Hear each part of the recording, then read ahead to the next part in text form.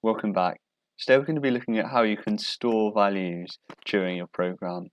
Obviously, if you couldn't store anything, then every time you needed to work something out, you'd have to recalculate it, which would waste vital computing power. And the way you store stuff is by using variables.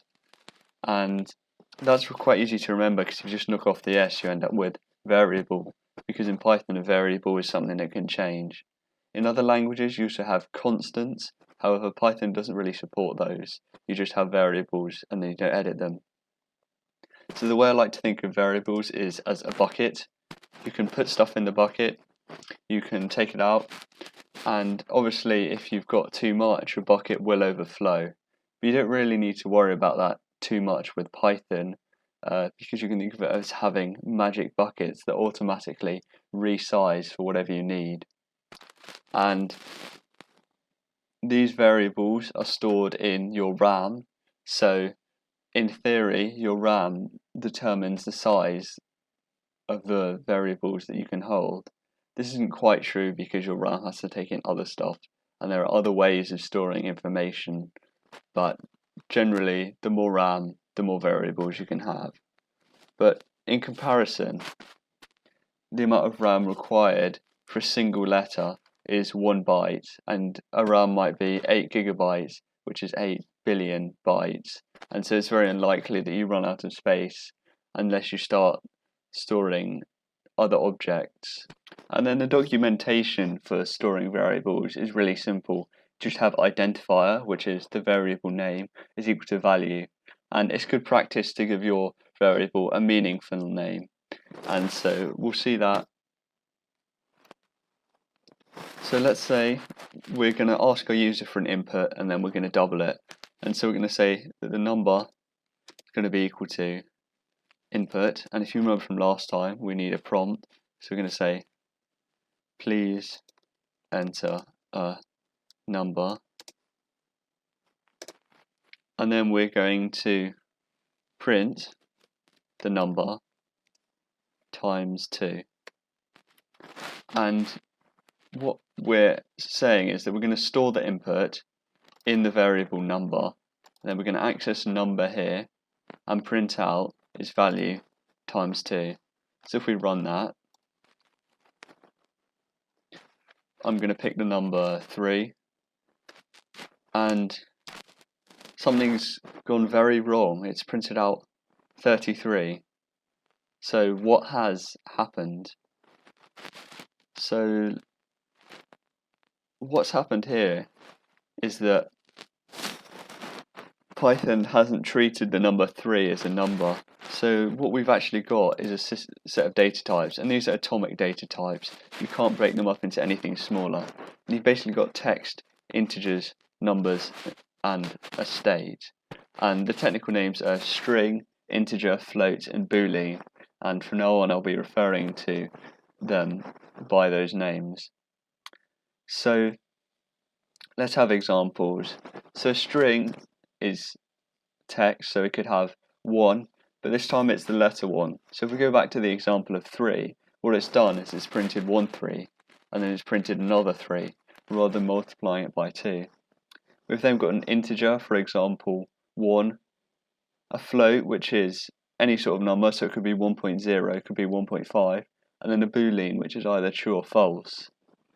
And it may look like this table will have a lot of columns, but then we just look at the documentation. So as you can tell immediately, a string is a lot more complicated. So we're going to come back to that at the end, and we'll start by looking at boolean. So it's just bool and x, and that means that x is not required. So if I just call bool, so type in Python and go into the shell, if I call bool, you'll see that the default is false. But if I say bool 1, that will be true, and so it's converted 1 into a boolean. Float is the same, so if I just go float, it defaults at 0.0. If I say float 3.5, 3 converts 3 into a float. You can also do float true, and you see we get 1.0. Next, integers. So if we just call int, we're going to get 0. But if we call int and then type in text, so 35, it's going to return the number 35. You can also change the base. So if we use, for example, hexadecimal, which is base 16, we can have int 10, and then base is equal to 16. And there, it gives us the value of 16. And so what that's done is, imagine that the number 10 is in base 16, and then it's converted it into base 10. So if we use binary, which is base 2, and we take the number 10, set base equal to 2, we see that that's equal to 2 because the number 10 in binary is equivalent to 2 in denary, which is base 10. So let's try and improve this. So let's make this int. So now when we call it, it's going to convert our number into an integer. So we'll run it again. Again, type in 3, and we see this time it's worked out 6. So let's try it again, but this time I'll enter a different number. And I'm going to enter 3.5. And you can see that it's immediately given me an error because the number 3.5 is not an integer. And if we want this to work out numbers, then we're going to want it to work with decimals as well. And the reason that we have to do this is because Python automatically converts it into a string. So if we run it again, this time with 3.5, we see that we get 7.0. And you'll notice that 7.0 is also a float.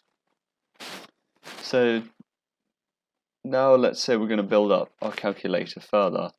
So we're going to start by saying our first number, number 1, could call it number 1, whatever you want really, is going to be equal to a float because it could be any number, and then input.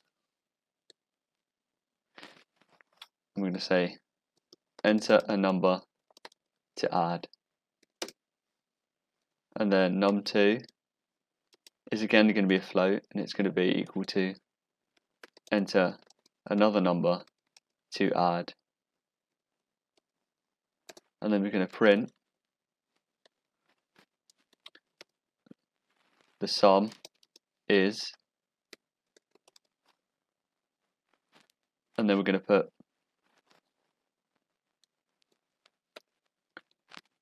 num1 plus num2, and I'm going to set the separation just equal to nothing because we've got a space here and we don't add another space between these two values.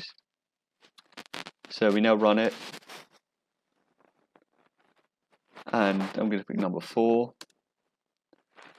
and then I'm going to pick number 7, and we see the sum is 11.0. And the reason it's done that is because we've selected a float instead of an int, but 4 plus 7 is 11.0. So let's try something different, and we're going to instead use powers.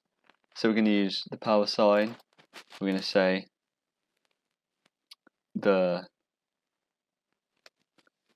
a to the b is equal to, and then here we're going to say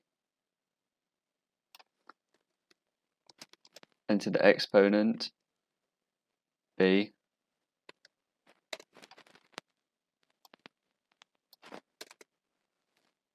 enter the base a, and we're going to run it again. And this time I'm going to pick a large number. I'm going to pick the number 9054, and my exponent is going to be 25. And we can see that it's calculated it in standard form. And that's quite important, because the reason a float is called a float is because it's worked out in standard form and the decimal point moves. It's not really standard form because it uses a base of 2, but when it's got 11.0, for example, it's actually just worked that out as a low power and then not printed it with the e, which means times 10 to the, because it's quite a small number. And if we try that with int, run it again, I'm going to pick the same numbers, and we see this time as an int, it's actually stored it as the true value. And if you ever wanted to know 9054 to the 25th power is that, I'm not going to try reading it out. And what we could do is we can custom this calculator. So we're going to say, here are the tasks, and then we're going to print out, because we want to make this look nice, we're going to set the set equal to a new line, so that it prints everything on a new line. And I'm going to print addition,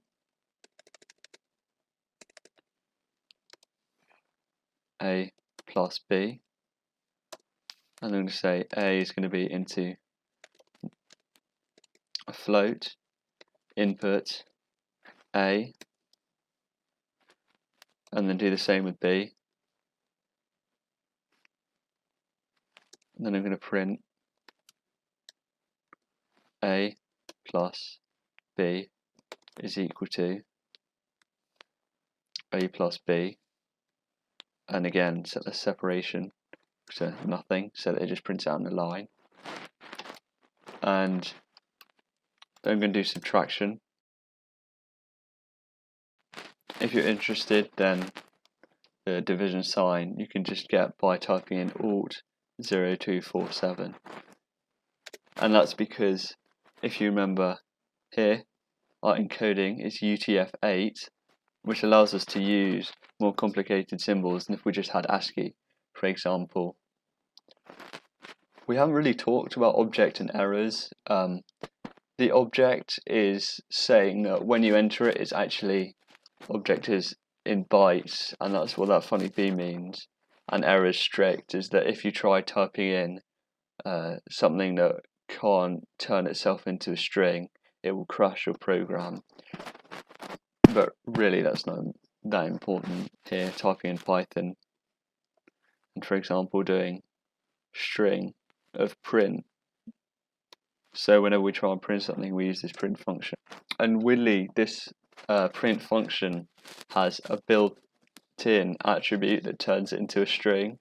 But if you were to define your own functions, which we'll have a look at, then when it prints, it won't be able to figure that out.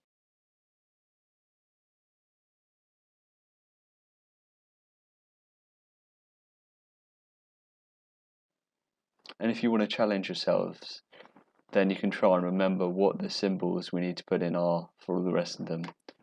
I'm going to quickly fill them in. So now we have a program, let's run it, and if you want you can type in more difficult values and test yourself, but I'm just going to type in some simple numbers.